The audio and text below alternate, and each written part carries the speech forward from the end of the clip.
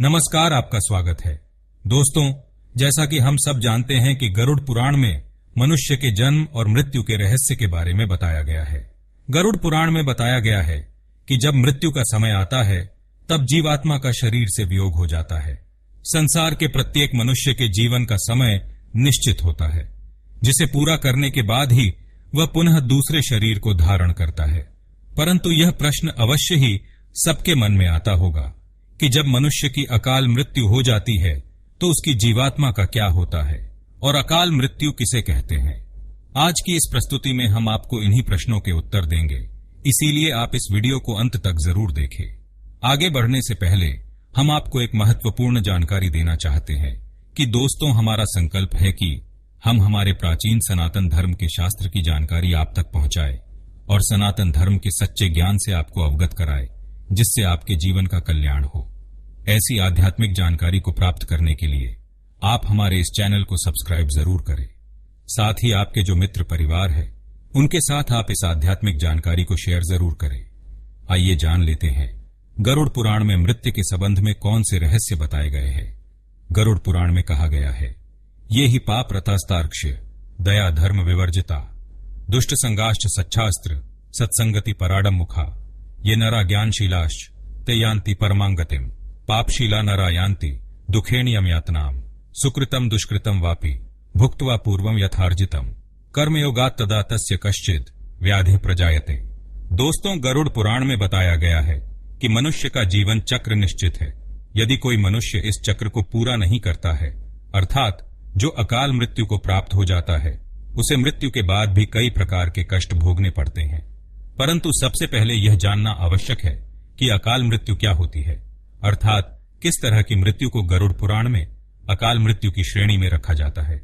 गरुड़ पुराण के सिंहावलोकन अध्याय में पक्षीराज गरुड़ भगवान से कहते हैं कि हे भगवान, जिन व्यक्तियों की अकाल मृत्यु होती है उनका पारलौकिक मार्ग कैसा होता है, उन्हें वहां कैसा स्थान प्राप्त होता है और उनकी क्या गति होती है। हे कृपा निधान, मैं इन सभी बातों को सुनना चाहता हूं, कृपया आप इनका वर्णन करें। भगवान कहते हैं कि हे गरुड़, यह परम गोपनीय सत्य है, इसे तुम ध्यान से सुनो।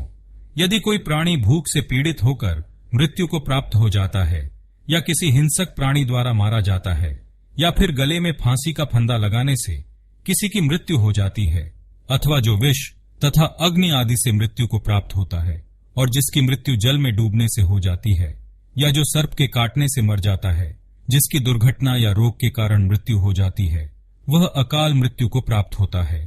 परंतु आत्महत्या को सबसे निंदनीय और घृणित अकाल मृत्यु बताया गया है। जो व्यक्ति आत्महत्या करता है तो समझना चाहिए कि उसने मेरा अपमान किया है। जिस मनुष्य प्राणी की मृत्यु प्राकृतिक होती है, वह जीवात्मा मृत्यु के बाद 40 दिन के अंदर दूसरा शरीर धारण कर लेती है। किंतु जो व्यक्ति आत्महत्या जैसा घृणित अपराध करता है, उस व्यक्ति की जीवात्मा पृथ्वी लोक पर तब तक भटकती है जब तक वह प्रकृति के द्वारा निर्धारित अपने जीवन चक्र को पूरा नहीं कर लेता।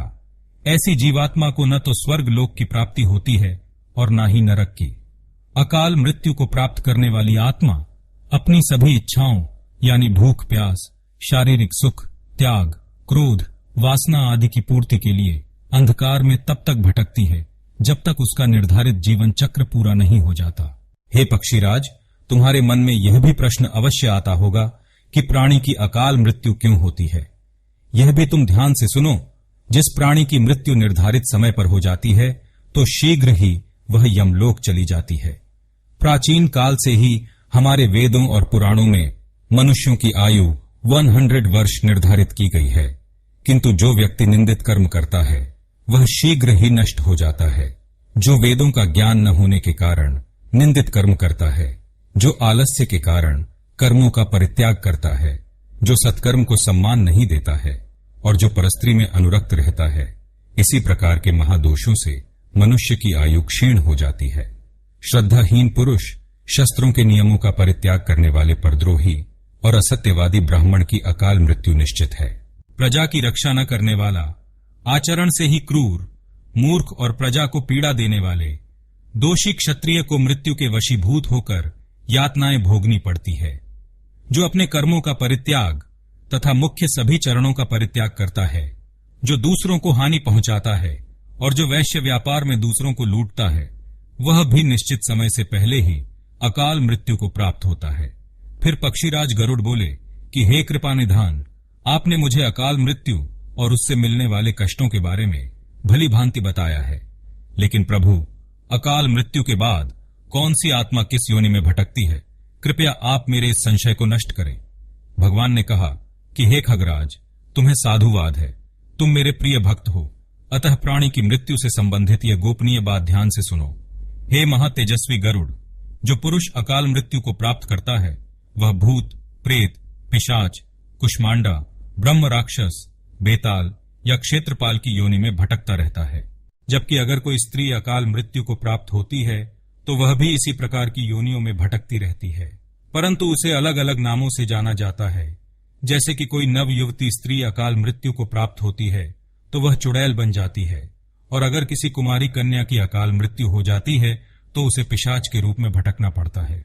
इन सब के अतिरिक्त गरुड़ पुराण में अकाल मृत्यु के कारणों से आत्मा की शांति हेतु अनेकों उपाय बताए गए हैं, जिसकी जानकारी हम आपको अगले वीडियो में बताएंगे।